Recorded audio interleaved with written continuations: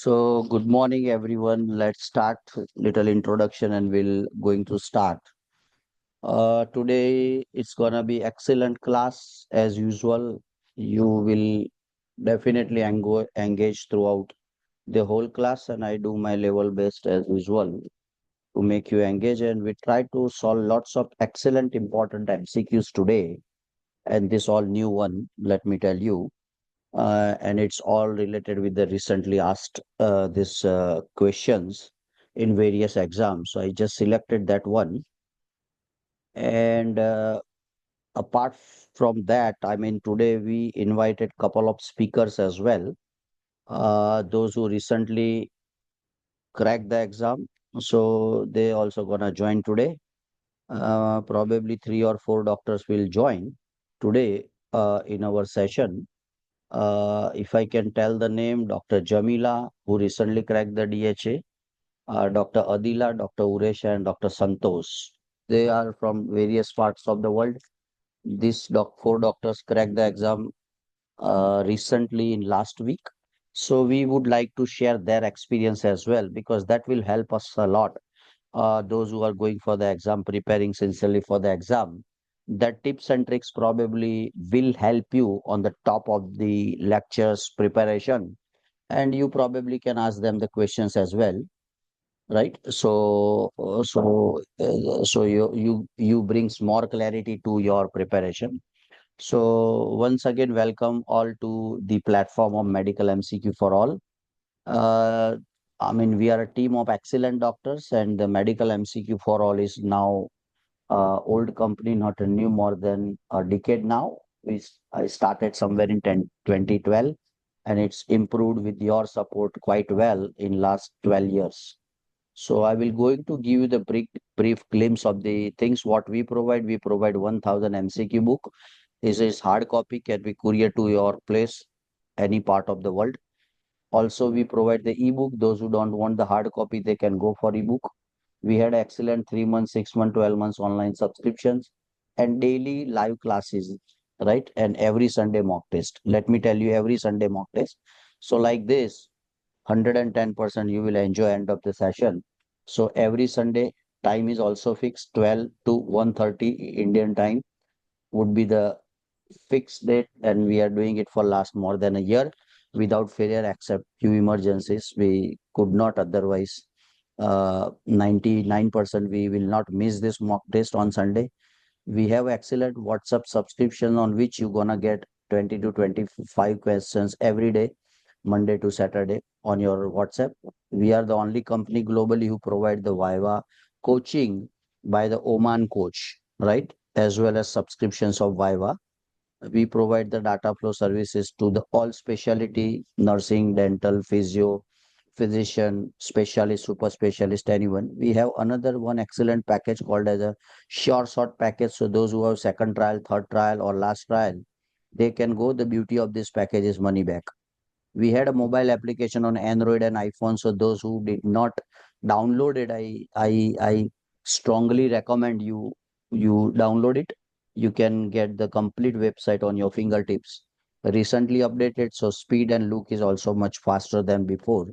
We have a dedicated mock test series on the website, and we have excellent high yield recorded videos are also available on our website. Myself is Dr. Munjal Pandya, founder and CEO, and I am by profession hemat-oncologist and bone marrow transplant fellow and member of American Society of Clinical Oncology, working in hemat-oncology for more than 2 decades now, uh, precisely 22 years now in the practice. And I'm a great mentor. I cannot praise myself, but I deliver thousands of lectures. I know how they ask, what they ask. So I try to compile all my experience and expertise to deliver each and every lectures on every Sunday and in between as well. So this is Dr. Aarti, who is a consultant pediatrician and gold medalist. She is delivering very regular classes. Last month, probably she delivered 8 to 10 classes in a month of excellent pediatric and related issues. Dr. Maddie, again, a main speaker in the team, who is internal medicine and excellent in cardiology, respiratory, endocrinology, and all internal medicine subjects. Dr. Ankit is also back to the team. He was in team, but he was little busy, but now from next week he will also going to deliver exclusive gastroenterology lecture. He is a super specialist in gastroenterology and more than 10 years of experience in gastroenterology as well. This is Dr. Shikha, now based at Dubai. She is a consultant gynecology. She is also in our team. You must have attended her lecture. So this is in nutshell. This is our whole team, and there are a lot more people. All right. This is three doctors joined recently.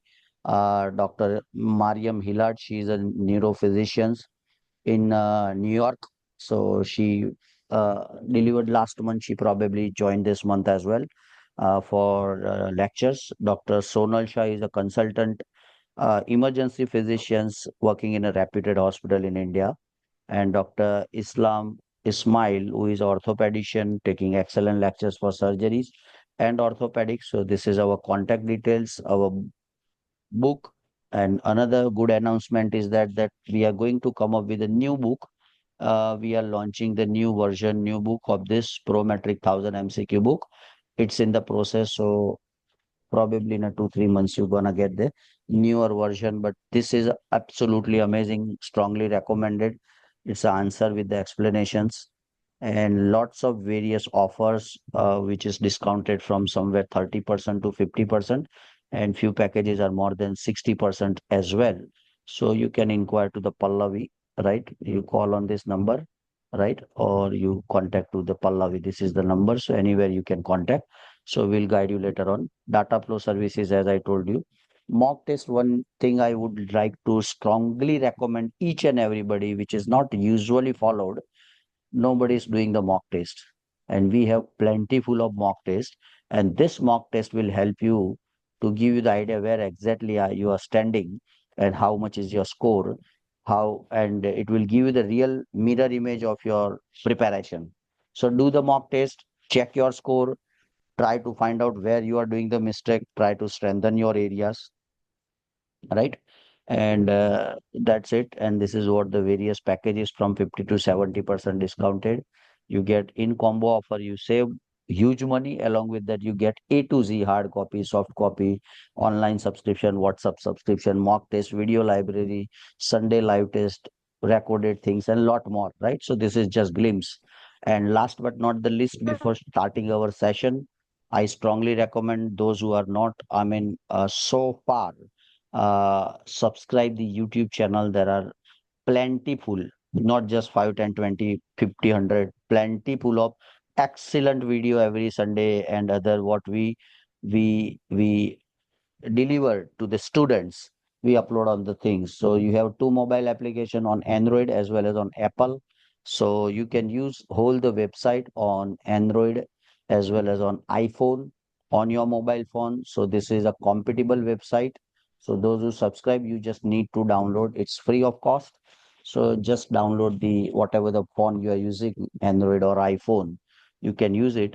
And last slide I attended recently, this was not earlier in our any lecture, but over a period of time and our expertise, we concluded these things. Why people, why doctors cannot crack the exam? So this is just general. Don't take it otherwise, but probably this will help you a lot. So first and foremost thing is the unauthentic study material. So there are, not take this my sentence personally, but in general, so people are using they are using most of the time free material, free online material, Facebook material, Instagram, and there are lots of availables. But unfortunately, what happened in that material? There is no answer. Number one, there is no reference, there is no pictures, there is no ECG X-rays, there is no other related important things. There is no practice regular mock test on the website. It's some free material available on air, so you probably rely on that, and that probably may not help much, right? And there is no mock test, there is no self assessment tool. So this makes this preparation little weaker. So you go with some authentic material, right? We have a team, we have a expert, we have a backup people who can answer. So there is always scope for improvement for everybody, but you just rely, because this is the only one thing which makes you successful. Without cracking the exam, nobody will going to help you. Believe me, nobody will going to help you. right? So there are lots of fake people in the market who can guarantee you, give me this much of money, 100% will make you pass this exam, blah blah. There are hundreds of things, but it will not going to work, believe me. So better rely on things. Second is no mentor. You have nobody who can, to whom you answer from day one. So you are preparing by your own, right? So you must have some, right? Every team has a mentor, has a coach, right? So same way in your preparation, you need somebody who can guide you properly. Lack of time management, right, in the preparation, absolutely important. You are doing haphazardly, that could be the reason why not getting. Lack of the everyday's timetable, right? So we are making timetable for our kids for school, but we are not making timetable for our life changing opportunity, DHR, the MOH, or any other exam. So you should must take the timetable. Random preparation without planning will not help you. Believe me, today you read 6 hours, for 3 days you did not read anything, then it's a random. So try to make one timetable, try to fix to your timetable. That will tremendously help you, right? Taking the premature exam date, that is one of the reason why people could not get it, especially in the first attempt. So people think, oh, I had given the NEET exam, I had given so and so, I had given part one, no need to prepare. They go for DH and unfortunately they could not get through. So don't, I'm not trying to disappoint you, but you need a definitely preparation. I concluded this over a period of 10 plus years of coaching experience. Those who are not full timer, means doing job, medical officer, private practice, try to take 2 to 3 months of time for preparation. And those who are full timer, they have nothing to do, only just their goal is to crack the exam. In that case, your time frame would be 6 weeks, means 1.5 months to 8 weeks. So 1.5 to 2 months is for full timer and almost double the time. 2 to 3 months for those who are not full timer doing practice job or something else, right? So that is important. Why people cannot crack? Because they are not touched in the clinic or academics for quite long, especially the female. They went to abroad with the family or with the hubby, and then they have kids, and then they are absolutely out of the touch, right? They did not touch the book, any lectures, any prescription. They did not did it so far in 2 3 4 5 years. Then your confidence is lost. So in that case, you need to do little proper preparation, do get in touch with the academics. So that's also important. Being in the comfort zone result is zero. Any success in the world cannot be achieved with the comfort zone. So you need to get out of the comfort zone, right? So just get out of the comfort zone. Excuse itis is extremely important, because we have thousands of long list why we could not able to crack the exam. We don't have only one reason why we could not. We have, I have less time, I'm doing job, I am tired, I have financial problem, I have this problem, that problem. We have thousands of problems. So get out of that excuse itis, right? Be sincere and do just 2 months preparation. Somebody needs the guarantee, I can give the guarantee, call me later on, right? It absolutely 100% achievable. I can see there are every week, every day, people are cracking and putting their testimonial in the group. You have seen, nah? We are not telling them to push. Even I don't know. In group there are thousands of doctors. I don't know each and everybody personally. So when they crack the exam, they share their experience, right? So hundreds of people can crack, then why you cannot crack? Ask yourself, right? And lack of dream. You have no dream. When you have no dream, you will not reach anywhere, right? So when we go from home to anywhere, we have a dream. Where we need to reach, we know. If you don't know where you want to go, where you want to reach, you probably almost you will not reach to that destination. So let's start now. This is little few important things, but probably help you. We are not just like thinking. Robotic work. You need to think as a whole. Medical science is it's not a mystery. It's a chemistry. If you think properly, you can get to the answer. So let's start with the first questions. Which of the following, which of the following medication is most associated with QT prolongation? So let me tell you, probably this scenario could be very, very long, maybe 10 lines, but this is the crux. This is the crux. So I'm gonna give you today the crux only, right? I will not give you the here and there, right? But probably you need to practice yourself for the long scenario. They may give you 50 years male, diabetic, hypertensive, vital is this, temperature is this, right? They are smoking, he drink 5 alcohol every day, he has a family history of hypertension. 20 lines, and last line is this: which of the following medication is most associated with the prolongation? It is a chlorpromazine, Is it clozapine? Is it haloperidol? It is olanzapine? It is quetiapine? It is zesperidone, right? So you need to post your answer in the chat box. We have a chat box, excellent. I would and check yourself out of the questions what we discussed today, how many is wrong. And this is all absolutely exam oriented. So don't take it lightly. This is all absolutely high yield for the exam. So you take your own time, 10 seconds, 15 seconds, you just go through it and you try to put it in the chat box, then we'll discuss. I wish and want everyone post the answer. Don't worry, right or wrong. Right? Discussion brings more clarity to your things. Yes, Dr. Nisani, any comment? Now this session is open for all discussion. Feel free to discuss whatever you want. Yes, Guru.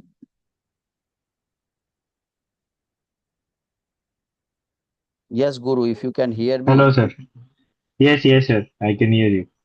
Yes, sir. So I want you to involve and I want you to push yourself a bit hard. We need to crack this time. Anyhow. So Yes, tell me yes, sir. what is the QT interval? So you tell me, Dr. Guru, if you don't mind, I'll ask you a few questions which help you. And believe me, once you discuss, you will never forget. So what is a QT interval, Yes, first sir. of all? What is QT interval? What is QT interval? Number one. What is QT interval? What is a normal QT interval in male? What is normal QT interval in female? Do you have any idea, sir? Yes or no? Sir, QT is the interval which begins from the beginning of the Q waves till the end of the T waves. Excellent. That is QT.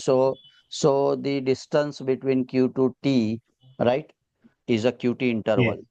Do you have any idea what is normal range in male? What is normal range in female in QT interval? Sir, usually it is 350 to 450 milliseconds. MS, not MM, is millisecond. Okay, fine, Yeah, fair enough. MS. Yes. Fair enough, fair enough. So now let me ask you one next, right? So male, it is, you told, right, 440, 450, right? This is range. Yes. If this is more than 500, what could be the consequences to the patient? If somebody has more than 500 millisecond QT interval Sir, they and will QT be. prolongation, what happens? Sir, actually, I've seen in practice patients with a longer QT interval are more prone to get some kind of bradyarrhythmias. Sorry, not tachyarrhythmias like torsades de Pons or VTACs. So they go into ventricular tachyarrhythmias. Okay, fair enough. Ventricular and what eventually it does? Ventricular tachyarrhythmia, what is the worst end stage of the prolonged QT interval? End stage, the worst complication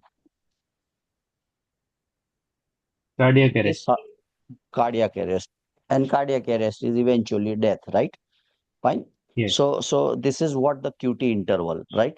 So let me show you with all. I love the picture. So in every of slide of mine, there is a picture, right? So long QT syndrome or long QT.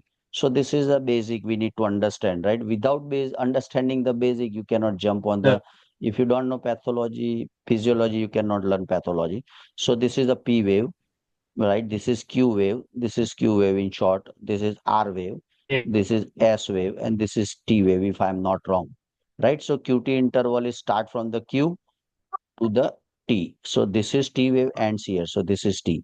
So this interval, right? This interval is called QT interval, right? So this all box, right, measure in a second, millisecond, right? In the ECG strip, right? So this is, you can see here the QT, right? So QT is a prolonged, QT is a prolonged, right?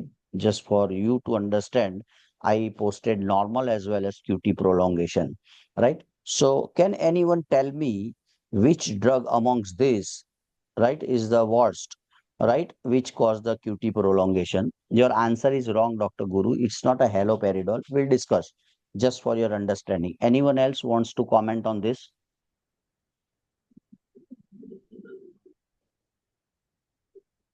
Yes, anyone wants to comment on this? Glutiazine. Yes, please. Anyone?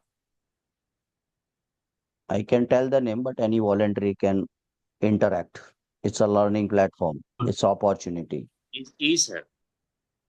Sorry, Qtiapine. Qtiapine. So, what is Qtiapine, sir? Can you little discuss?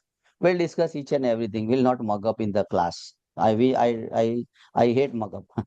So you tell me first of all, what is a Quetiapine? Which drug is, where it acts, Yes, sir. and what is the It is indication of the Quetiapine?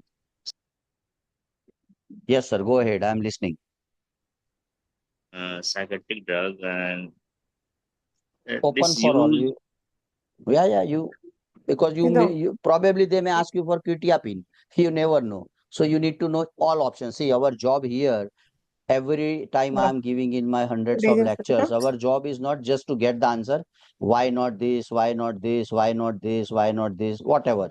So we need to know why not this as well, right? So quetiapine, Yes. tell me three, four things. Tell me whatever you know about quetiapine. You tell me. This is a this group of drug mechanism of action is this. This is the indication of Mm. quetiapine, and these are the common Antipsychotic, side sir. effects.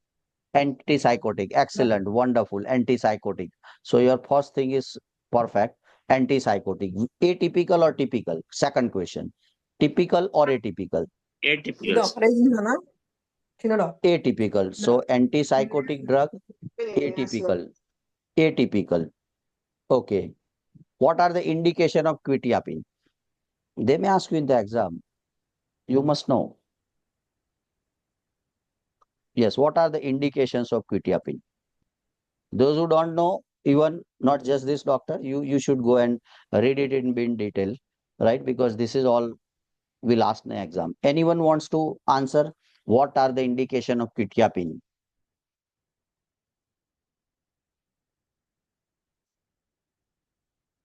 Fine, fair enough. Let me give you the another things. What how you differentiate between typical antipsychotic and atypical? Now there must be some difference. Now that is why these are the two different group, right? Like Hodgkin's lymphoma, non-Hodgkin's lymphoma. There must be some difference in lymphoma. That is why it's a two different name. So both are antipsychotic, but this is typical, atypical. Tell me 1, 2, 3, 4, 5 point. What differentiate typical from atypical? Open for all. Anyone.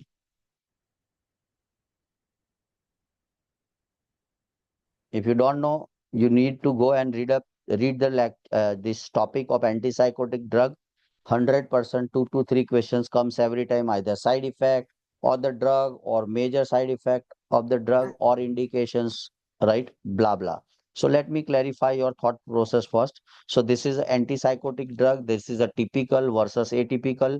So let me tell you, right, how you differentiate typical from atypical. It's a very interesting story, right? So typical, right, is an older drug, right? Atypical is a newer drug, comes in the market with a new indication, extended indication, right? So this is one just for your knowledge, mostly used to treat the psychosis. Now this is not just the psychosis, so this is psychosis is all absolutely biotypical, but add fewer advantage, this indication bipolar means manic and depressive and depressions as well. So this is the indication list is bit longer. More, right? What are the side effects of typical? What are the side effect or adverse event or side effects, right? So this is indication. You must know basic things, right? This is indication, right? Then we'll get to know which are the drug included in typical and atypical. The adverse event, most important, EPS, extra pyramidal side effect, which includes tremor, stiffness and restlessness. And here there is no extra pyramidal side effect. Here the metabolic side effect, metabolic, remember in that way. Metabolic, what are the things? Weight gain, diabetes, right? It's a metabolic disorder, right? So those patients who are very obese, those patients have a poor control of sugar, and patient has a psychosis. Atypical is not a good drug of choice. Already they have overweight, he is obese, he is 100 kg, he is on insulin, he has a very bad sugar, right? In that case, you should not use it. You can use it. So depend on the side effect profile, patient's profile, you have to select. It's not atypical for everyone. It's not typical for everyone. Depends on the patient's profile. You need to select, right? What is the another things? Higher risk of, right? tardive dyskinesia, here lower risk of tardive dyskinesia. And what are the name of the drug which includes in the typical? This is small list, there is an exhaustive list, but commonly drug used. So haloperidol, it's a typical, quetiapine atypical, olanzapine, aripiprazole, and there is a lot more drugs. So this is what just your for understanding, basic understanding.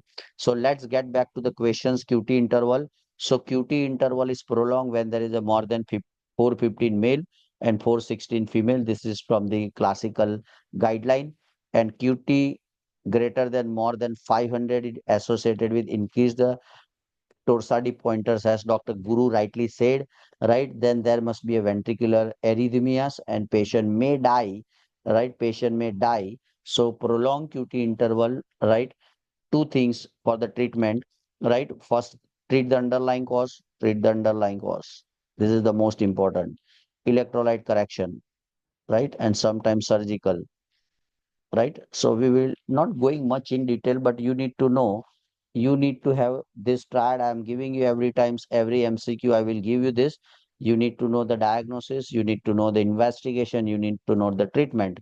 So until and unless you can, if you cannot ask yourself three questions in one MCQ, means you are something doing incomplete preparation. Ask three questions.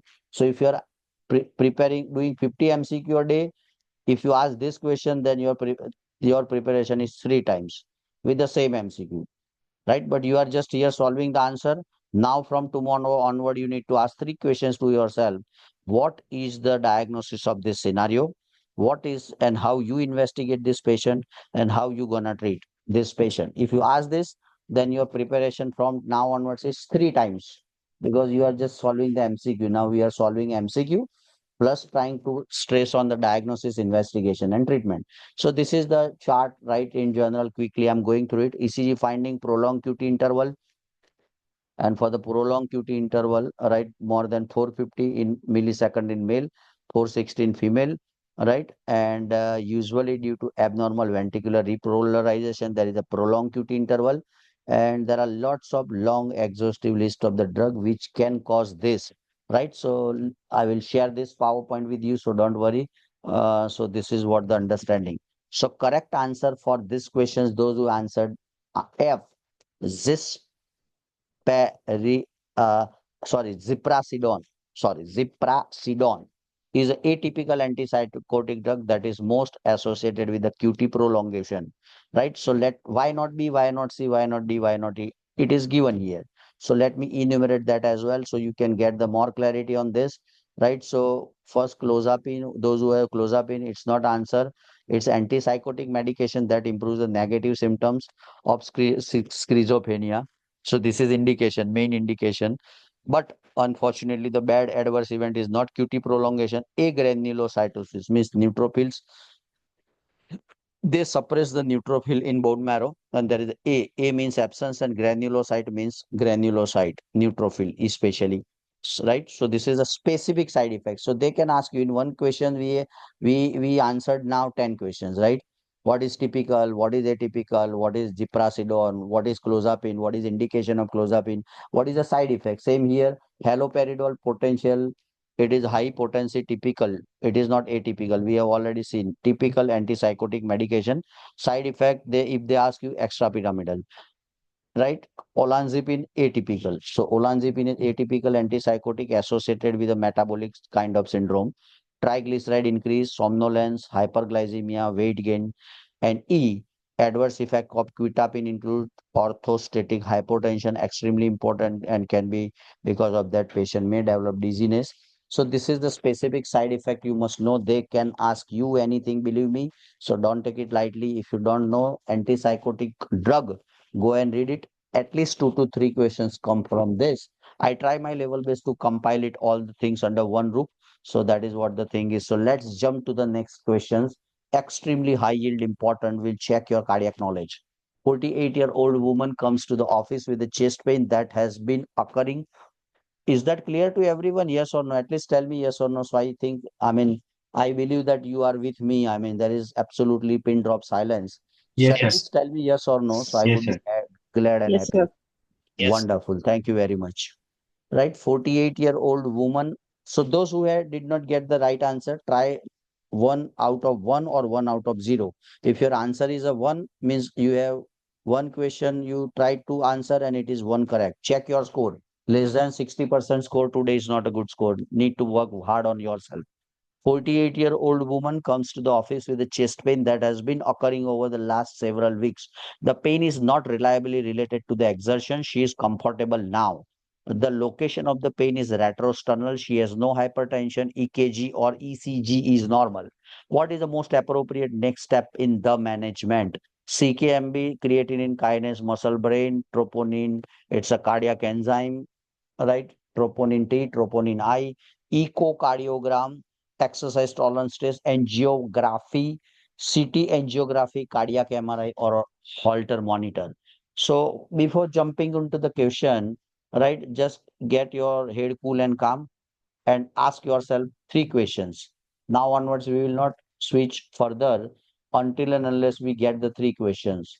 What is the diagnosis of this patient? Right? So you don't know what is the diagnosis, so you need to get the answer. How you gonna investigate this patient? And once you diagnose and investigate, how you gonna treat this patient? So let me ask you, what is the diagnosis in this patient? Forget about ABCD for now. Give me the diagnosis or possible diagnosis or tentative diagnosis. Every question has their own diagnosis. Anyone, open for all. What could be the diagnosis for this?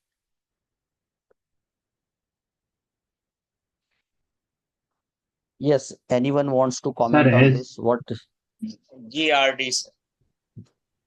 GERDs? Okay, what's your name, sir? Sorry, I mean I cannot see. Sadaf and MC. Yes, Adab. Sorry, yeah. How are you? Fine, sir. Great. So let's a little discuss Dr. Sadab. That brings lots of clarity to our mind after discussing the question. Almost our acute coronary syndrome will be covered in one MCQ, whole MCQ, this acute coronary. So what point favors in the what points Dr. Sadab point in favor of GERD? Yes, So whenever sir. you This make a diagnosis, sorry, 1 second. retrospinal pain. Whenever you make a diagnosis, now onwards you make a practice. What point favors to your diagnosis? What points not favor to your diagnosis? So now let me first tell me and ask you, Because, sir, it, Dr. Sir. uh, Yes, go ahead, sir. sir, it is not a typical chest pain, and and uh, uh, and this retrosternal pain is there. So Okay. we can do sir drop eye also, but it looks like GRTs. Okay. So now can you tell me what point favoring the GRD or GERD or what point favor? One, two, three, four, five. Tell me from the scenario, what point favors the GERD? What point favors? So let me tell you the points not Re- favoring the GERD. Then you tell retrosternal me pain, what sir. point. Sir, we have to consider it is at a stable angina until unless it is proven. That is why we will go with the exercise tolerance test. Okay, so this is the answer from gentleman. Now, what's your discussion with this gentleman who has given the Yeah. answer? So this doctor is thinking that this is a atypical chest pain, or this could be an unstable angina, or this could be something cardiac which is not obvious. So he wants to do the stress test. He don't want to do the endoscopy because when you think GERD, either you go for gastric pH study or you go for endoscopy, you go for H. pylori, you find out, you treat it. There are hundreds of questions. So, what do you think? What is more important, right? To do the exercise tolerance test or endoscopy, or if I can add here one more, upper GI endoscopy. Upper GI endoscopy is a I option. What do you want to select in this patient? What you want to Exercise select in this? tolerance test, sir. Indeed. Yes. So one, two people are. So you change your mind, right, doctor? You Yes, sir. change Yes, your mind from the GERD to now something a little yes, towards the cardiac, right? So yes, where did you feel that, where did you did a mistake? Because we don't want to repeat it in the exam, right? Here, hundreds of mistake, very, I'm telling you, you do the mistake here because it's a learning. And believe me, Whatever you learn here, you will never learn anywhere. Believe me. That is, I can assure you. This all conceptualized, concept based. Yes, tell me. So what earlier you were thinking of GERD? Why GERD? Right? So point not favoring in GERD. Right? Let me tell you. If your answer is GERD, then I'll tell you. So male more than close to 50 years, right? Chest pain, right? Chest pain. Number two, occurring for last several weeks, right? And he is comfortable now. It is retrosternal chest pain, right? Though there is no hypertension and EKG. Let me tell you one thing to all doctors, all global doctors, chest pain is equal to acute coronary syndrome. Write down in your notes. Never ever think of any condition in this world when anybody comes to you with the chest pain.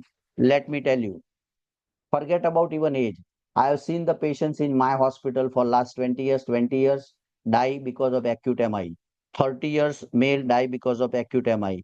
40 years die because of acute MI. 50 years plus die because of MI. So bottom line is that MI means myocardial infarction can occur at any age.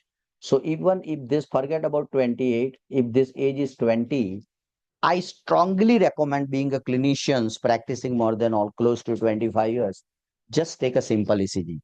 It's a absolutely underutilized investigation. I don't know why doctors are afraid of doing the ECG.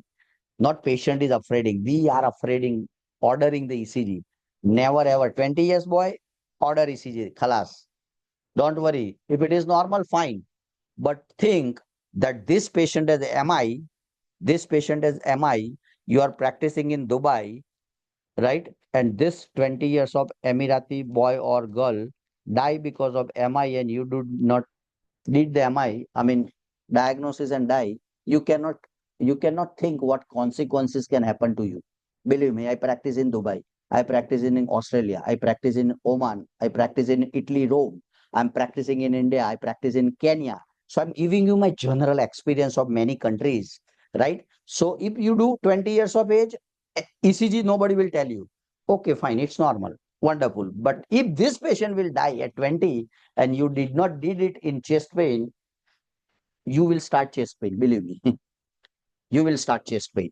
So this is what all medical legal I faced in Oman, right?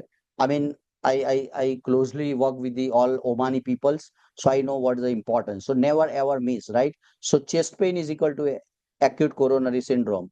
Chest pain is equal to heart problem. No GERD, no pulmonary embolism, no aortic dissections, no acute pancreatitis, no esophageal rupture, no mediastinal widening, no neuromuscular, no psychological pain, no GERD, no hiatus hernia, nothing. Chest pain is equal to heart problem. Fix in your head. Once you rule out the heart problem, then and then you think of second most common problem globally is a gastric problem or GI problem. If the heart is not culprit, then second most important problem globally as per the statistic and clinical practice is a gastric problem. But how do you get to know without doing any investigation and say this is GERD? No, absolutely no. Did you ruled out the heart disease? No. Then don't go for the answer of GERD or any other GI until and unless you do something. So this patient has likely unstable angina, or this patient has a atypical chest pain, which is not classical, and that is why the EKG is normal. That is why all investigations are normal. So before ruling out the cardiac things, you must not do comment on any gastric problem, right? Any chest pain, even they are burning, gastric, increase or decrease after diet or food. But if it is chest pain, do the ECG. That's it. Even it is a classical, do the ECG, especially more than 40 years of male, female. Nobody will blame you. It's a good practice, right? Don't underutilize. So chest pain, the first triage is a typical or atypical. Like this, it's atypical. Why? Chest pain is not now. Now, no chest pain. Look at the scenario. Everything is there in the scenario, right? So it is comfortable now. So now when the patient presented, no chest pain. Further, there is no risk factor hypertension. Right now, the EKG is normal. So this is not a classical. What is classical or typical? patient is a chest pain, it is a jaw pain, radiating to the left arm, diaphoresis, perspirations, right? Patient has a hypertension, diabetes, dyslipidemia, obesity, family history, smoking, blah, blah, long list of this risk factor, which is not there. So it is right. So if it is there, it is typical. If it is not there, atypical. In that case, whenever any chest pain comes, let me give you the any chest pain, XYZ chest pain, right? First and foremost thing is ECG. You cannot miss the ECG, number one. After that, do the enzyme. Do the enzyme. Once you rule out that ECG is normal, enzyme is normal, you keep this patient under observation for 12 hours if you are strongly suspecting, even though there is no risk factor, keep under observation. And even after 12 hours, ECG and enzyme normal, discharge the patient from daycare, right? And do the further investigation. Do the further investigation, whatever you want to do, you do the further investigation. But you must rule out the cardiac things. Then you can do endoscopy, then you give PPIs, then you give pantoprazole, whatever you want to do, you do it. Rule out, right? So once you do the ECG normal, once you do the enzyme normal, still patient is telling, sir, I have a chest pain. What you do? I have a chest pain. Like this patient, right? He has no hypertension. Patient has a comfortable now. Patient has ECG now. But what is the main complaint? Last several weeks, he has a chest pain. Last several weeks, right? Chest pain. And it is retrosternal. So still you don't want to miss out. The next immediate test is a stress test, or exercise tolerance test. Exercise tolerance test, right? So you do the patients, allow the patient to do exercise which increase the stress on the heart, and look at the ECG, how the ECG behaves. If it is normal, nothing to do. If it is abnormal, you go ahead further. We'll discuss, right? So this is what the thing is. Everybody's agreed with this, yes or no? At least tell me yes or no. Then and then I'll Yes, sir. go Yes, sir. further. Yeah, yes, sir. Yes, sir. Yes, sir. Any confusion, any questions so far? No, sir. Sir, I Wonderful. have Yes, sir, I have yes, a yes. doubt. Yes, please. All Sir, doubts can be cleared, sir, sir. this You is a ask, feel 40, free to ask. yeah. Yes, Sir, sir. this is a 48-year-old woman. Hmm. Uh, I have come across some cases in which they also say that this is a 48-year-old woman with severe osteoarthritis and all these symptoms as it is. In that case, she cannot be doing a stress test, which she cannot be running on the That is treadmill. coming, sir. Next So slide is in that that, only. So that next slide is your question, sir. Sorry. okay, okay, sir. I'm Thank you. coming on that point, right? So what is the bottom line for chest pain? Take home message. You cannot miss the ECG. You cannot miss the enzyme. If ECG and enzyme both are normal and still there is a chest pain, Yes, sir. right? Exercise tolerance test or stress test, both are same thing, right? Now there are two possibility. Exercise tolerance test is positive.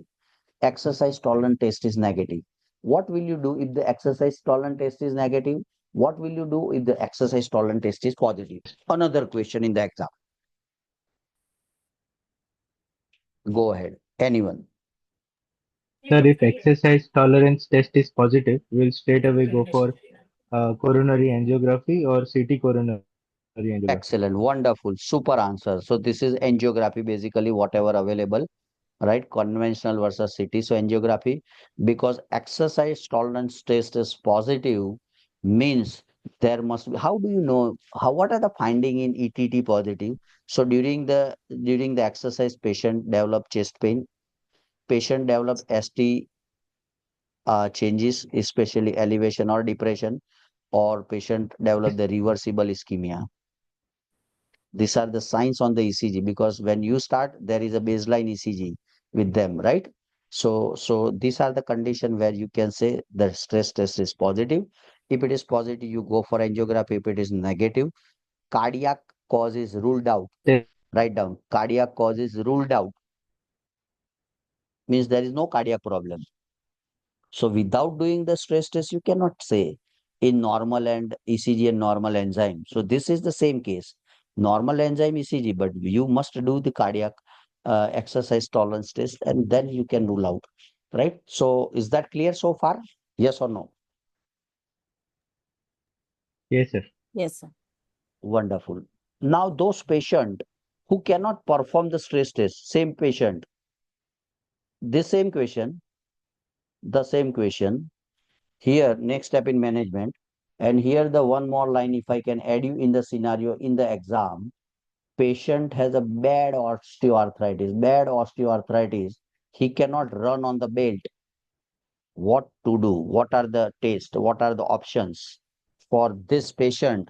Right? Patient has same scenario, but patient is obese and patient has a very bad osteoarthritis. He cannot run on the belt and he cannot perform the stress test. Right? Then what to do? Which test to recommend? How to interpret? And what's the action on interpretation? Is that clear to everyone? Yes or no? At least tell me yes or no. Yes, sir. Yes. Yes. Sir, Anyone? in that scenario, we will go with the dobutamine stress echo. Wonderful, wonderful, wonderful. So this is a dovitamin. So that's the next slide for you guys. So let me go to the exercise tolerance test. I have excellent international literature for you to learn the things properly. So this gentleman is sitting, is running on the bicycle, right? You can see chest lead or limb lead all attached.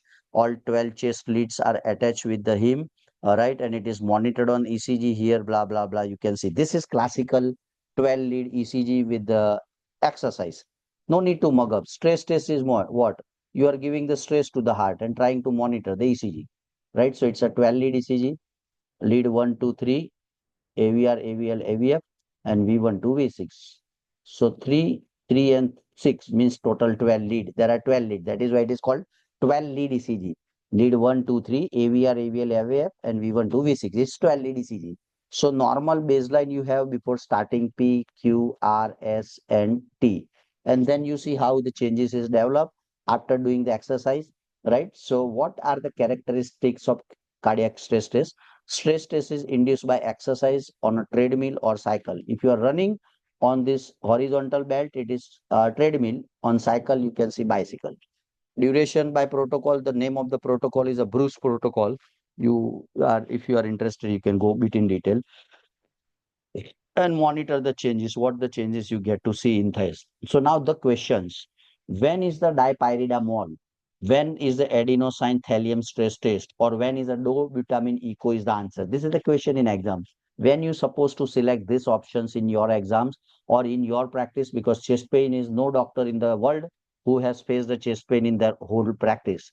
Every irrespective of specialty, GP, gynec, physician, surgeon, ortho, skin, ophthalmo, everybody has seen the chest pain. So you must know the basic management of chest pain because this is the only emergency globally and leading cause of death, right? If you don't do it, patient will die, right? So we don't want any patients to die, right? So what we need to know is the basics of chest pain, right? So when you use, so either dipyridamole or adenosine or shortly known as a thallium scan or dovitamin test, when patient cannot exercise to target heart rate or patient cannot exercise due to severe bad COPD or breathlessness.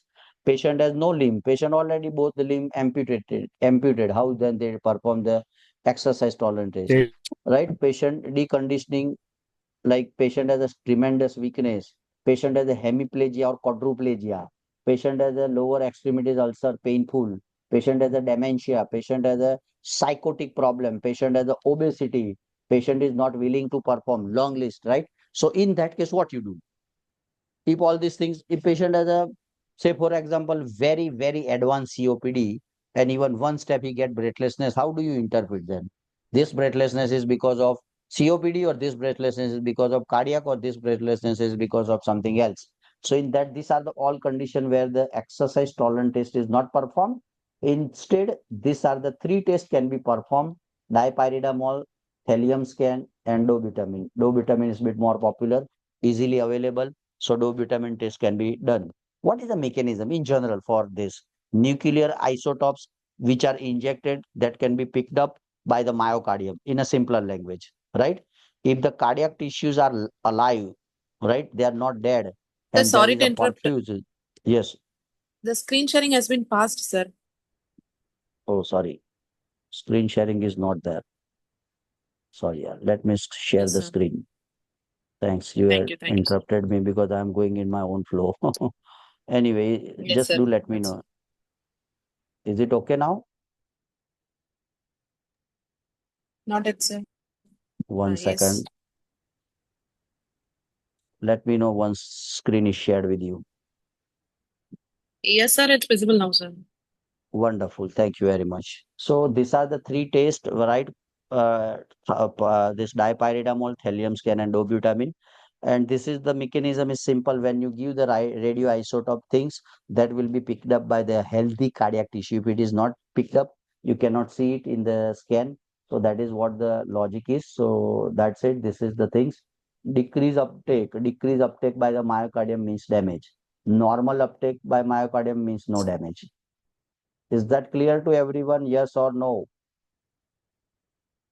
Yes, sir. Yes, sir. Wonderful, wonderful, wonderful.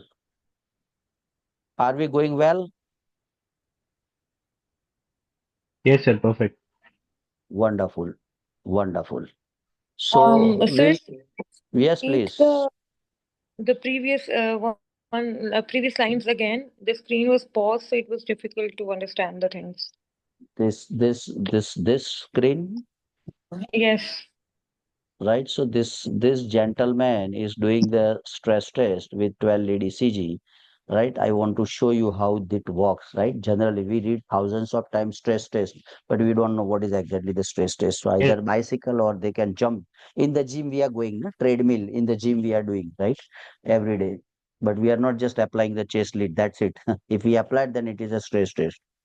Is that clear to everyone? Yes or no? Should I move ahead? yes, sir. Yes, yes, sir. Wonderful. Wonderful. So this next question is cardiac, little further from the stress test. Identify the ECG, right? This is the ECG. You have a complete 12 lead ECG. Results are shown below. ECG reveals what? And if you need a history, 50 years of male, diabetic, hypertensive, obese, chronic smoker, presented with the chest pain, perspirations, left upper radiation, jaw, blah, blah, right? And you did enzymes are awaited, and ECG showing this. What could be the diagnosis? STEMI, anterior wall infarctions, unstable angina, STEMI, inferior wall MI, or normal ECG. Is anterolateral wall. Okay, MI. let others to get the idea. Yes, yes, sir. So Answer A. Option we A. need to diagnose. I will not bypass diagnosis, investigation, treatment. So what could be the diagnosis? Post everyone The, post. the diagnosis is anterolateral wall MI. Anterolateral wall MI. Fair enough. Let's see what other expert. We are 30, 40 people on Sunday. So it is a Yes, acute coronary syndrome, anterior lateral wall MI, great, wonderful, and wonderful. Yes, yes, and Susan Elias. Any comment?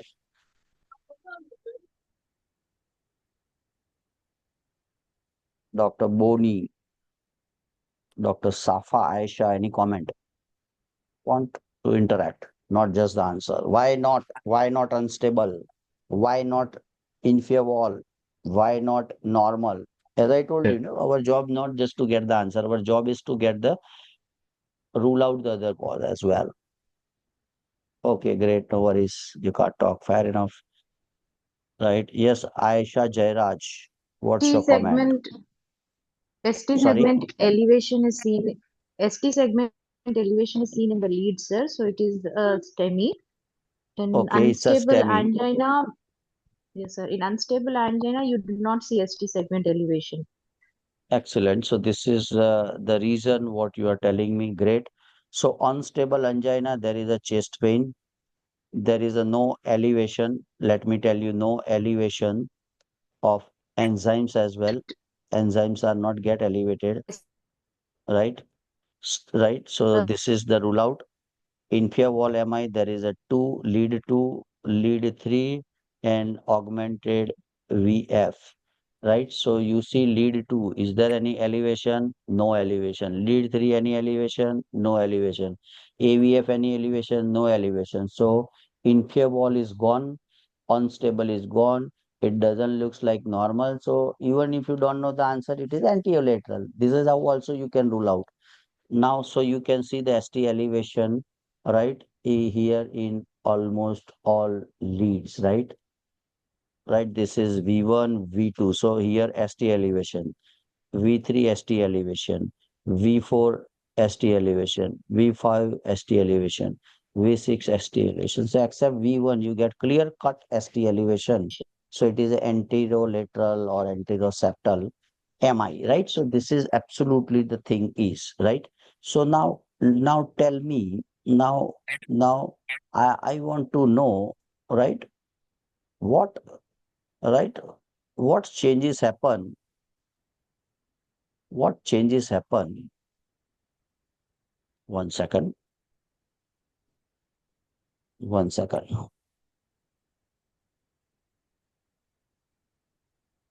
Septal, anterior, lateral, and inferior wall. Which leads changes are developed? So let me give you the acronym SALI, SALI, SALI. The sister of wife in Hindi is called as a SALI, SALI, SALI. Septal, anterior, lateral, inferior. So septal means V1, V2 is septal, V3, V4 is anterior, V5, V6 is a lateral, and 2, 3, AVF is a late inferior. That's it. This is what the thing is. So you don't need to mug up. You don't need to apply your mind and brain. Just look at which lead is 1, 2, 3, 4. So this is a septal, anterior, and lateral, you can say, right? V2, V3 septal, V3, V4 anterior, V3 and V4 anterior, and V5, V6 is lateral. So almost it is anteroseptal and lateral. So it's a massive MI, massive MI. This is heart. You need to understand the heart. This is a septum, intraventricular. Up is atria, this is ventricle, right? So septal wall means intraventricular septal, anterior wall, and lateral wall. V1, V2, V3, V4, V5, V6. So septal, anterior, lateral, SALI, and inferior is LI, inferior. So inferior part of the heart, inferior MI, is supplied by the right coronary artery, right? Which inferior part of and right coronary artery, lead 2, lead 3, and augmented F. These leads are affected. So in right coronary occlusion or inferior wall MI or posterior wall MI, usually you get changes in the 2,3 AVF, right? Supplied by the right coronary artery. This could be left coronary, obviously. 70-80% of the heart supplied by left coronary, 20% by right coronary artery, right? So left coronary is more dangerous than right coronary. Mortality is more in left coronary occlusion than right coronary artery. Anterior septal and lateral wall has more mortality and then inferior wall. So if you have two patients in emergency, one is anterolateral MI and one is inferior MI, right? Mortality is high with anterior, so it has a prognostic importance and implication. So left coronary artery, left circumference, left anterior descending, this could be blocked. So you go and read the anatomy of left and right coronary, but I'm trying to give you the crux of the chapter, right? So these are the things. So this is a STEMI. Is that clear to everyone? Yes or no? At least tell me yes or no. Yes, sir. Yes, sir. Yes, sir. Yes, sir. Wonderful. Even we Excellent. So can you say don't. it is an extensive MI, extensive MI. Excellent. Excellent, sir. Excellent. You are absolutely right. It is extensive MI. Probably you can say global MI. You can say massive MI because this is a very bad picture. If you see this picture in emergency, you need to do something urgent. Believe me. Right. So now you see, right? Now let's get back to the treatment. Now you diagnose, right? History, examinations, ECG. Now comes the enzyme. So if the enzyme is positive, what is the diagnosis? If enzyme is negative, what is the diagnosis? Let me tell you, trop T, trop I. If it is negative in a obviously chest pain patient, right? Chest pain patients and enzyme, chest pain patient plus enzymes. You don't have ECG facility somehow. You are in a very, very remote area, patient present with the uh, this chest pain, and right, you have some small lab which they do emergency rapid enzyme test. If enzyme is positive, what's the diagnosis? What the enzyme is negative, what's the diagnosis? Open for all. This is what we need to understand. And if you understand this, you can treat any patient. Any patient comes to you, you can treat easily because now we have a concept. Sir, if enzyme Yes, is enzyme is positive, it can be STEMI or yes, it can be STEMI or NSTEMI, sir. so basically it is MI basically. We'll discuss MI. later on Yes, it STEMI is versus MI. non-STEMI to be more Basically, for precise. troponin test, we normally check And MI and if check how severe the if it is negative, then it can be angina Fair enough. So remember this, there are three or entities.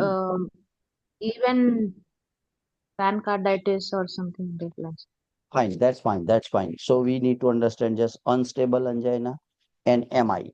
So we have a patient with chest pain. Now we have enzyme positive, and now we need to know if it is STEMI or non-STEMI. Then what will you do the next step? If it is positive, what would be the next step?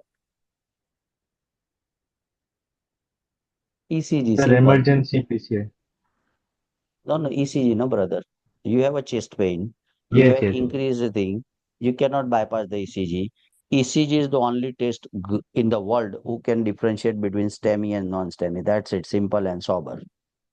Is that clear? Any doubt? Feel free to ask me. Without doing the ECG, no brilliant cardiologist can say this is STEMI or this is non-STEMI from enzyme and from history, right? So even best of the best cardiologist in the world need ECG to say this is STEMI, this is non-STEMI. Now again the question comes, how do you get to know, sir, this is STEMI, this is non-STEMI? Then let me come to the next slide. Then we will understand better. So now we need to understand, though we discuss less two question, it's fine, but we need to understand P wave, Q wave, R wave, S wave, and this is T wave. This is normal ECG, normal PQRST, PQRST. Then again PQRST. STEMI, PQRST elevation. This is ST elevation is equal to ST elevation myocardial infarction, cumulatively known as the STEMI.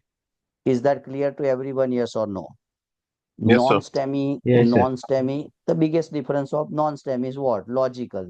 There is no ST elevation segment, no elevated ST segment. So if no elevated, then what? Then it could be two things. Either it could be a normal or it could be a ST PQRST.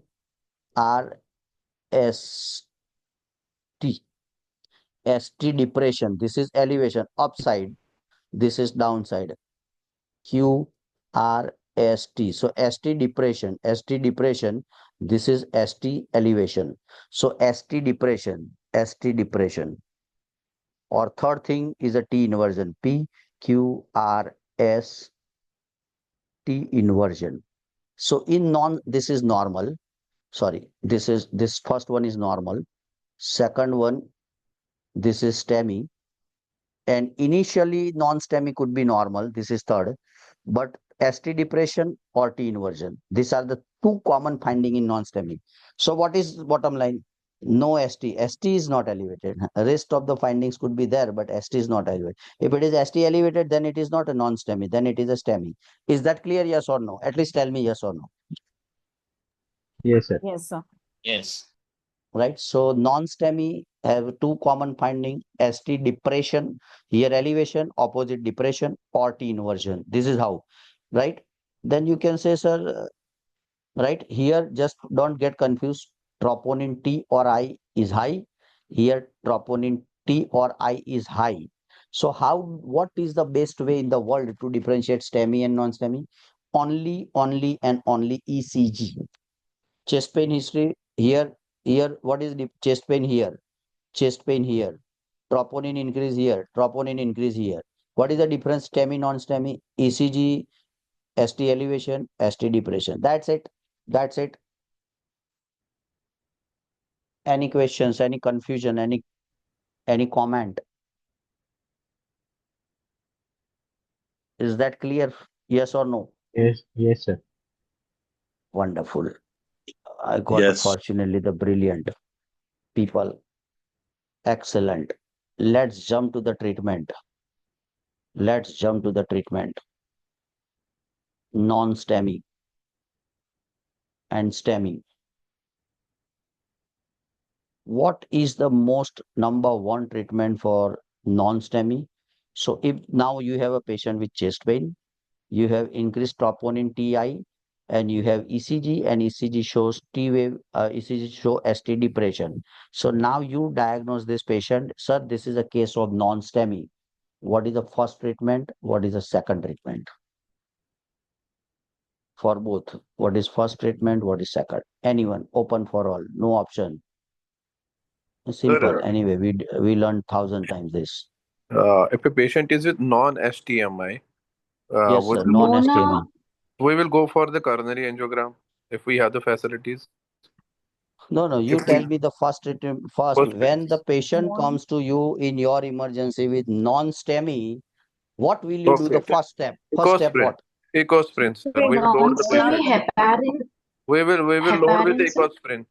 Ecosprin, Aspirin. aspirin. Chalo. One by one, I'll ask you 10 questions in one Is question. is collection 1 minute, 1 minute. Aspirin or ecosprin. Chalo.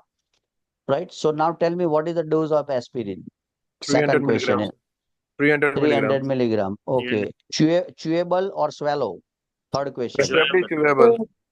Chewable. If somebody cannot chew and some, if you can give to swallow, is it okay or not?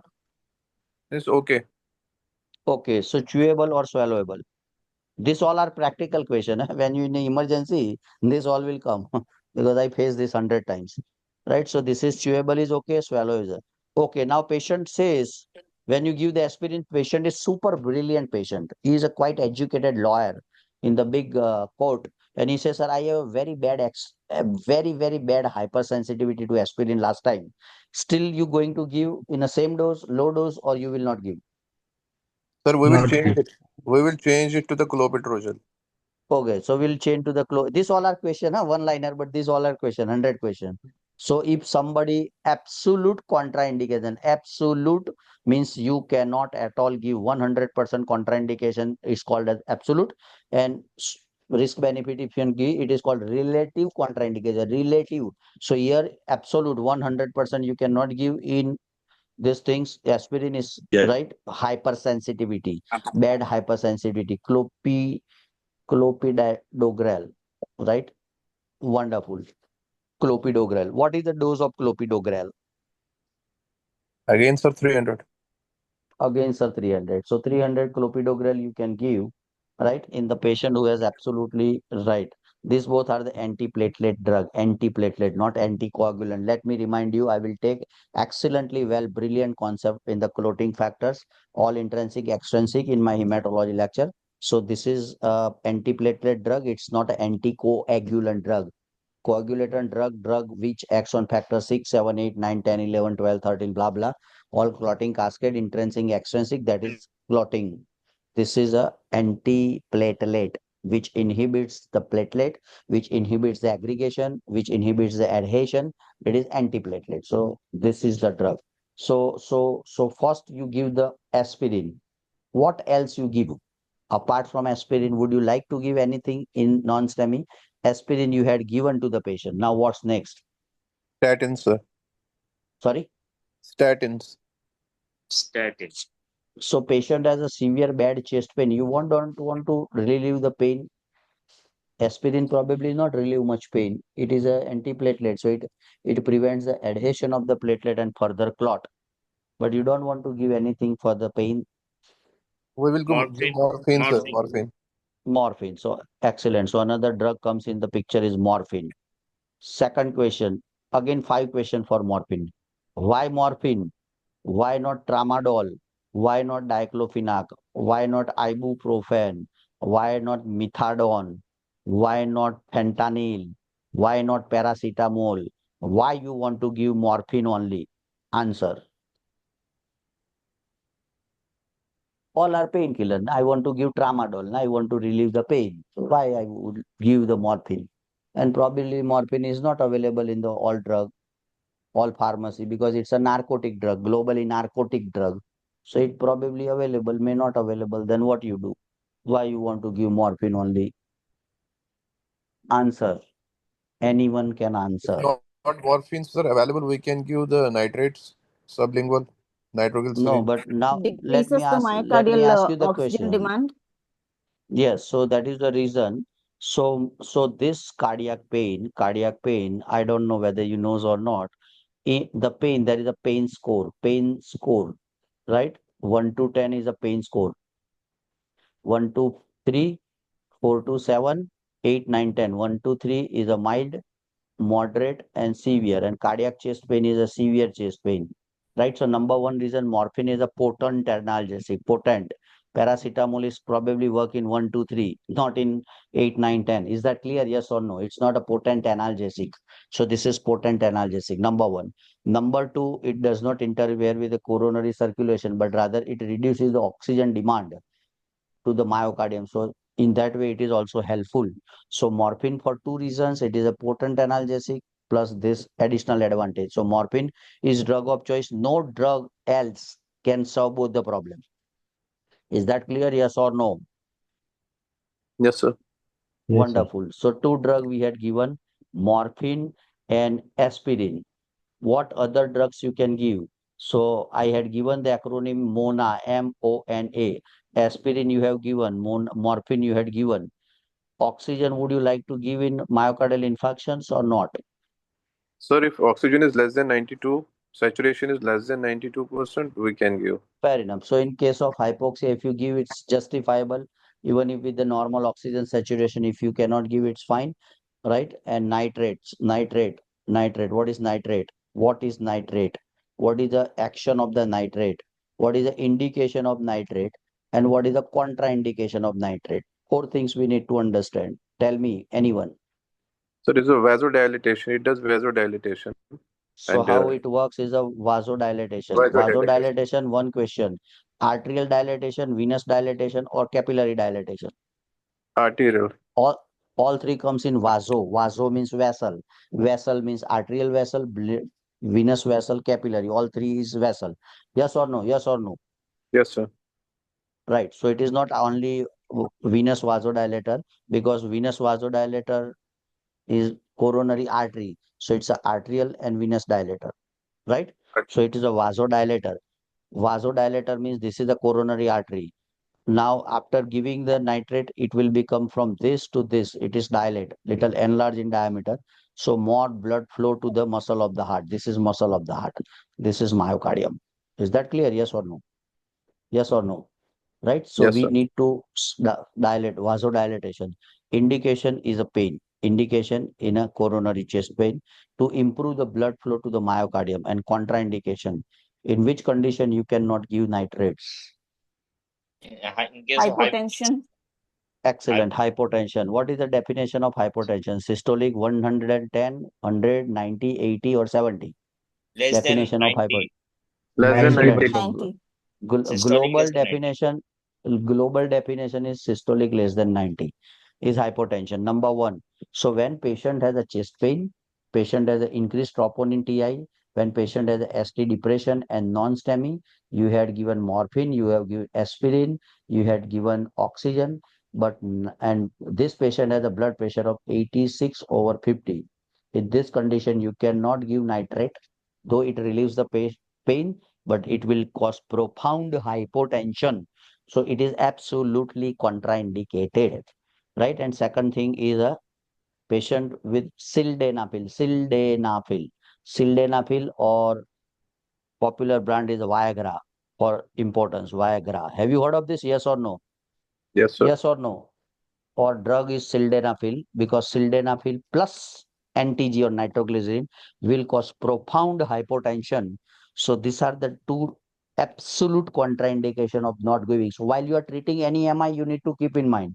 You cannot go give Mona, give Mona, give Mona. You cannot say give Mona. You need to keep your mind open. If hypertension, you cannot give it. Is that clear? Yes or no? So number one treatment globally across the globe, patient with, let me again share the thing, same. First thing for the non-STEMI and STEMI, first and foremost step is a Mona, morphine, oxygen, nitrate, aspirin, and same way there is no change, morphine, oxygen, nitrate, aspirin. That's it. This is what the thing is. Is that clear to everyone? Yes or no? At least tell me yes or no. Yes, sir. Yes. Yes. You cannot bypass this. Yes, You are, if you are in the best of the best cardiology center in this world, you cannot say, oh, I will directly go for angioplasty. Wrong answer. Wrong answer. Is that clear? Yes or no? So first treatment, whether it is a STEMI or non-STEMI, this. What is the second step in non-STEMI and what is the second step in STEMI? You had given the Mona, patient is fine, pain is relieved, patient is feeling little better. Now what you want to do? Non-STEMI heparin, sir. Excellent. Non-STEMI heparin and STEMI. We go for PCI. If PCI is not available, then TPA.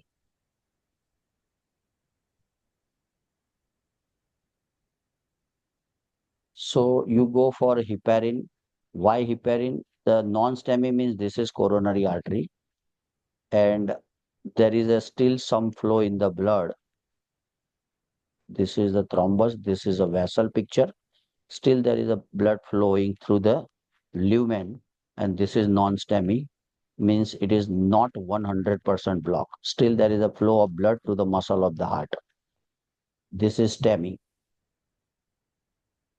100% block. We 100% block, 100% block. No blood is going from this side to the muscle of the heart. Is that clear?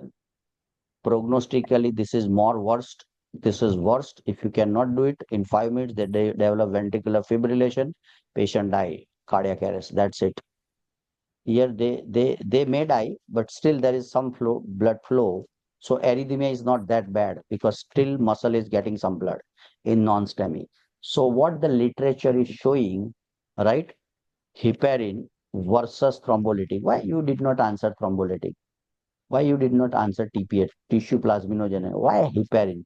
Because heparin versus TPA, the mortality would be the same, but adding the TPA or thrombolytic, it increases the risk of bleeding or hemorrhage in non-STEMI, and that is why, right? So efficacy is same, but safety is better with this than this. And that is why globally in non-STEMI people use heparin, not thrombolytic. It's a different thing. Don't get confused. It's an anticoagulant drug, right? And thrombolytic, streptokinase, urokinase, right? Altiplase. These are the three right?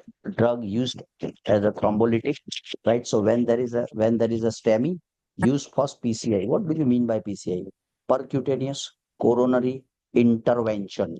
Percutaneous coronary intervention. Either it can be done from the femoral or radial.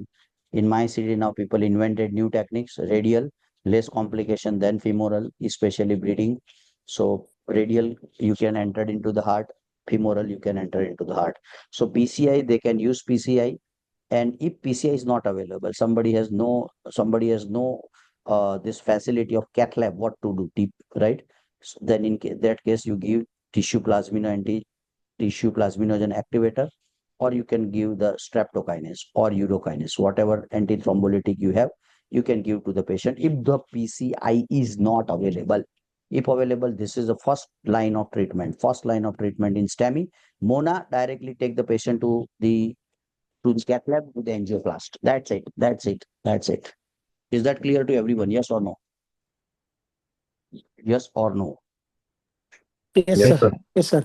Sir, can you Wonderful. explain this heparin versus this altiplase and altiplase? Probably we can keep it next time because it's a I need to make you understand the chart of the clotting cascade. So we'll take next lecture just to shorten this, right? I will take for sure 100%, right? So you, and there is another name is a Mona Bash. Mona Bash. What is Mona Bash? Mona is a very old dictum, but after Mona you can give beta blocker, you can give ACE inhibitor, you can give statin, and you can give heparin. So Mona or Mona Bash, BASH, Mona Bash, right? But the most important thing is Mona. Bash is later, second step. But first is, and this can be done after PCI, this can be done after giving the heparin or altiplase or urokinase, whatever, right? And maintenance, and that can be continued as well. That can be continued as well, right? But just keep in mind, right? So I'm not going much in detail. This all story I had given you all how clinical presentation, ball, this, that, blah, blah, hundreds of slides with me. So I'll already given you. So I'll make it little fast, and let me go to the one or more two questions. Let's go in front of your screen. 62-year-old man with a limited unresectable small lung cancer comes to the emergency department because of fever for past 2 days. He has been on numerous chemotherapy regimen. His last round of chemotherapy with cisplatin and etoposide ended 10 days ago. He feels fatigue but has not had nausea or vomiting. He appears ill. His temperature is 38.5. Pulse is 115, blood pressure is 100/60. Physical examination shows dry mucous membrane. The lungs are clear to auscultation. Abdomen is soft, non-tender. Laboratory study shows. This is the laboratory studies. Let me read for you laboratory study. Hemoglobin is 10.2. Hemoglobin differential count or total difference WBC count is 4,000. Right? Eosinophil, neutrophil, basophil, and this. Urinalysis shows no abnormality. Blood culture samples are obtained and they are awaited. Result yet not came. Which of the following is most appropriate next step in the management? Cefepime therapy, fluconazole therapy, piperacillin, clindamycin, bronchoscopy, high resolution CT scan, measurement of serum fungal markers. So if you know my triad, your life would be easy. So what is the diagnosis? How you investigate? What is the treatment? They directly probably asking you the treatment or something investigation.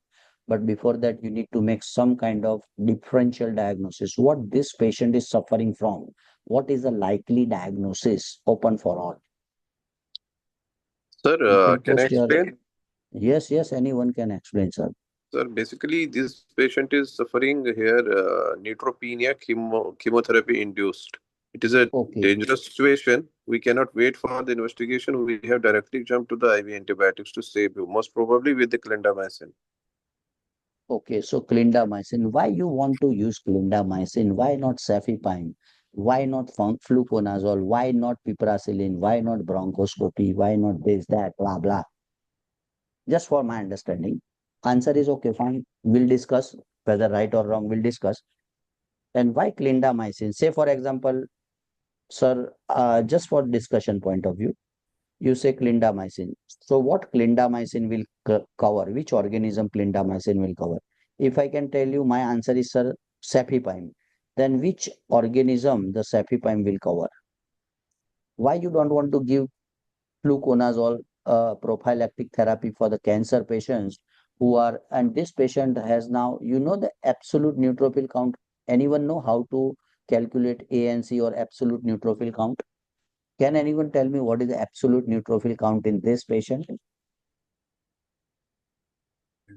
No one.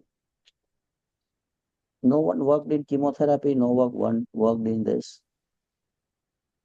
320.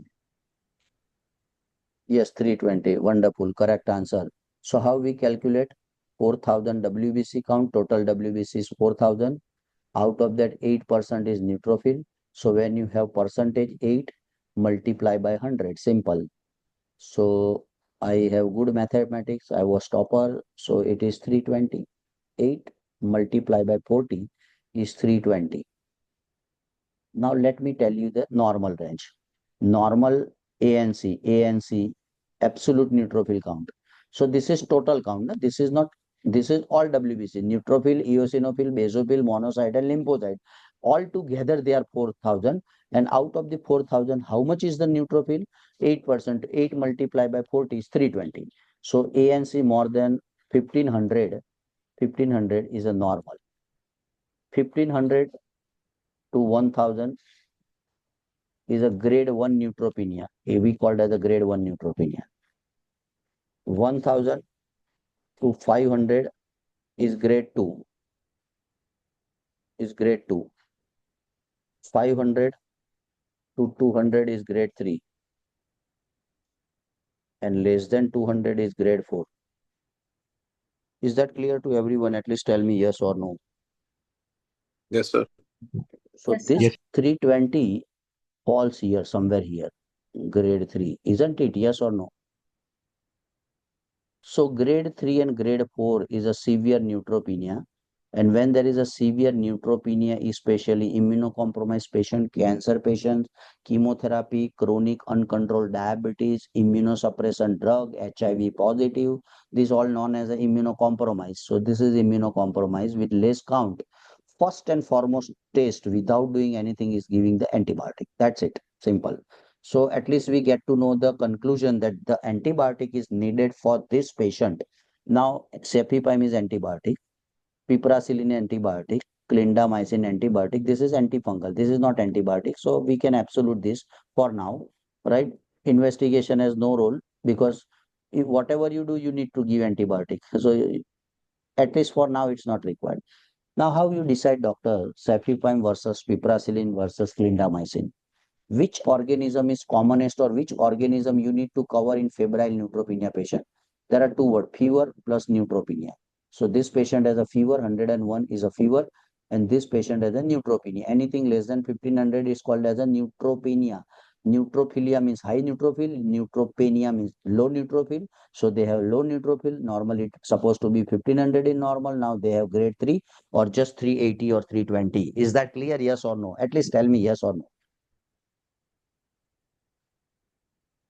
Yes or no? Yes, sir. Yes, sir. So Yes, sir. which organism, if I can ask you, which organism should not be missed? So gram negative organism should not be missed. You need a strong gram negative, and in strong gram negative, you need especially the pseudomonas. Pseudomonas is the trouble, and pseudomonas. So pseudomonas will be best covered by the cefepime, best covered by the cefepime. So for the sake of the answer is a cefepime. This patient who's recently underwent chemotherapy, as doctor rightly said, right? Chemotherapy has a fever of 101, absolute neutrophil count is low, less than 500. We have 320. We counted already. ANC is equal to WBC percentage divided by 100. I given you the formula. So now this patient is a neutropenia fever, or another term we commonly use as a febrile neutropenia. In neutropenia, the neutrophil mediated inflammatory response to bacterial infection is impaired. The risk of serious infection, sepsis, or DIC with extent and duration of neutropenia, the minimize the risk of mortality. Patient with a neutropenic fever should give an immediate antibiotic. Even if you can able to manage culture, well and good. If you have no culture, well and good, give the antibiotic. That's it. If you have culture, collect immediately as soon as possible. Anti-pseudomonal, right? See, most high culprit, IV therapy with anti-pseudomonal or anti-pseudomonas beta-lactamase antibiotic, cefepime, meropenem, imipenem, penem family, right? Then piperacillin, tazobactam. So any of this option, why not piperacillin? Alone piperacillin cannot be very much active against pseudomonal. So piperacillin plus tazobactam in options only piperacillin. There were no tazobactam. There were no tazobactam. So piperacillin, those who has given the answer, it's not appropriate. Here the piperacillin only C option. We need a piperacillin and tazobactam. So piperacillin and tazobactam is the drug of choice if it is in the option, and they will not confuse you, right? Whenever they give you the option, they give you the proper things. Is that clear? Yes or no? Right? So cefepime is the drug of choice. So either cefepime or piperacillin plus tazobactam or meropenem or imipenem. These are the drug of choice and that can be used for the treatment of this condition. So this is what the explanation is. Clindamycin after blood culture and other relevant sample urine and all taken patients neutropenic fever must give empiric treatment. Clindamycin is effective against anaerobic bacteria, not anti-pseudomonal, and certain gram-positive organism like MRSA, methicillin resistant. It does not cover, doctor, you given the answer clindamycin. Why not? Because it does not cover pseudomonal or Pseudomonas aeruginosa, which is one of the most commonly identified pathogen in febrile neutropenia patient. That's all from my side. Thank you very much today for listening me. And I would like to have a quick feedback on this. I'm speaking close to now 1 hour and 30 minutes. So I would be glad and happy to have your feedback on today's session. And we have probably two, three guest 2 minute speaker, those who can share the experience of their journey with you guys. So first of all, quick feedback on today's class. How did you enjoy? Very quick. Whatever your It was personal. amazing. Sorry, sir. It was my first experience in the live session, and it was amazing. It was amazing. So how and what did you learn so far? Any Sir, technique you learned new which helps you to uh, prepare for further exam? cardiovascular was a bit difficult topic for me. I seriously am having exam after 7 days, and I was not touching serious because it was very confusing. But it made me well. Like this lecture helped me a lot. I even What? listened the lectures before the live sessions, but they were recorded ones, and this one helped me a lot in that. Excellent. So live has a different feel, though the live Yes, will it is. be on the air. This will be uploaded, Yes. but live is live, right? Sir, So can you listen, please tell that if anybody like I am having exam after 7 days, so now what should I do for like what you main you topics I should you focus you in send me message, we'll classes? discuss. Just to save the time, I will Sure. tell you everything in detail. Don't worry. So let it finish Okay, sir. first. So thank you very much for your. This is my number. This is my number below. Anyone wants to directly contact me, I would be glad and happy. This is my number only. Direct. +91 is a country code, and this is my direct mobile and WhatsApp. So you can save it. Later on, we can discuss after 1 hour. Anyway, anyone else? Any comment on the lectures, old or new? I would be glad and happy. You are amazing, sir, always. Yeah, you motivated me. Thank you, I sir. am big fan of yours, sir. And I'm fan of all you. Without you, I'm nothing. So I'm very glad. Thank you. Yes. Welcome. Anyone? Thank you very Sir, much, sir. It was a nice class. Especially, I was a bit confused regarding the ST changes in the these things. Now that the mnemonic of Sali gave me a very good thing to remember, sir. Excellent. Wonderful. I'm trying to explore the new techniques to make things memorable or easily understandable. So I also do a lot of exercise before presentation. I'm not just coming blankly. Sir, can you clear my confusion? In India, Yes. we diagnose the ST elevation, MI, Y- you, Yes. in some centers we give the ecosprin 300 and clopidogrel 300 simultaneously. But in literature Yes. everywhere it is ecosprin 300. Yeah, usually we follow the same. I mean, I'm a hemat-oncologist, but our emergencies and all people, they usually give 300 double antiplatelet with high dose just to, they have some data of overall survival of giving high dose clopidogrel with aspirin. That could be the reason. But you have to benefit and risk the patient. If patient has a bleeding tendency, patient has peptic ulcer, recently hemorrhoid surgeries or some stroke in the past, you understand, right? Some kind of little contraindication. So in that case, you have to balance the risk and benefit. Yes, lastly, anyone else or else I can hand over to Dr. Jamila. Are you there, Dr. Jamila? Dr. Jamila, are you there? Dr. Adila, Dr. Uresh, and Dr. Santosh. So these are the four invited our colleagues and friends, those who have already passed through the exam, and they probably share your couple of minutes experience or any tips and tricks to the doctors who are already in the class. So that can be helped. Anyone is there? Jamila, Adila, Hello, Uresh, and hello. Santosh. Yeah, Dr. Munjal, Dr. Adila here. Yes, yes. Welcome, madam. Thank you very much, first of all, and congratulations on your grand success. Big congrats. Thank you. Thank you so much, Doctor. Thank you for having me for the lecture again.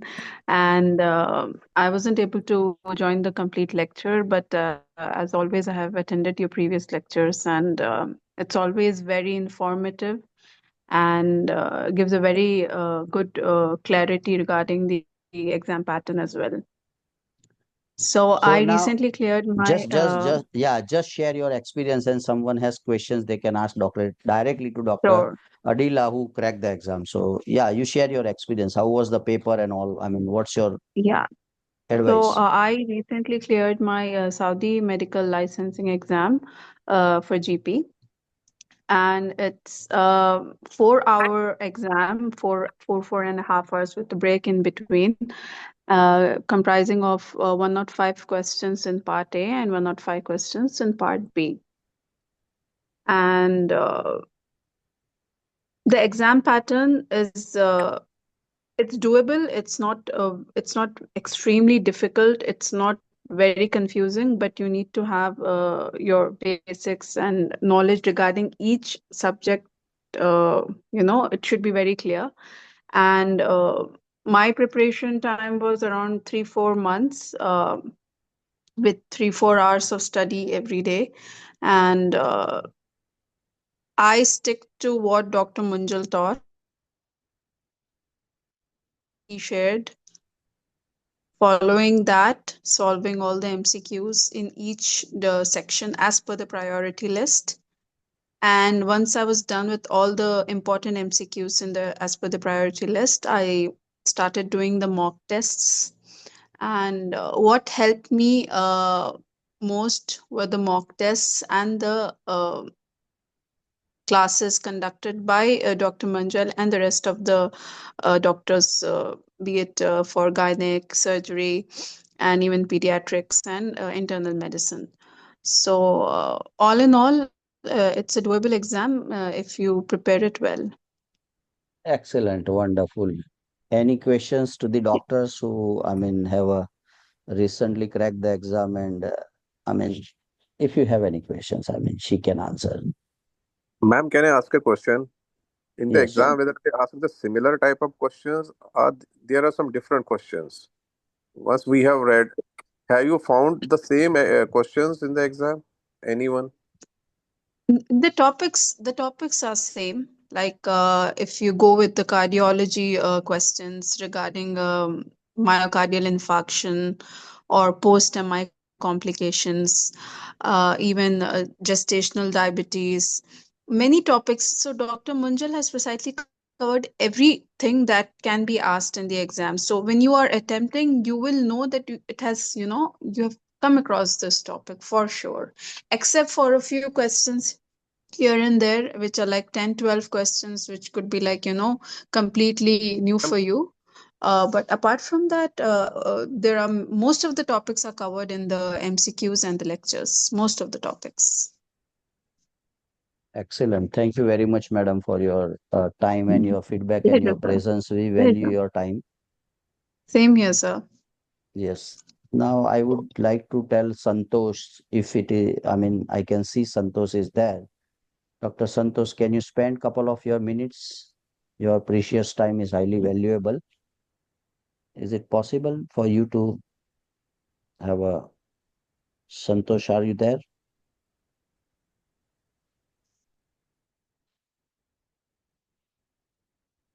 Dr. Santosh, can you hear me?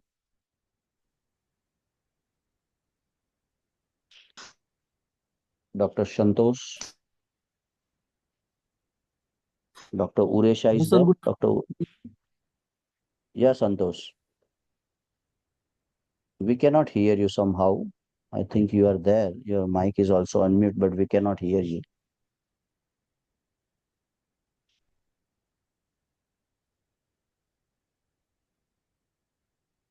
Yes, Dr. Uresh and Dr. Jamila. Is anyone there, or we'll just back up the class?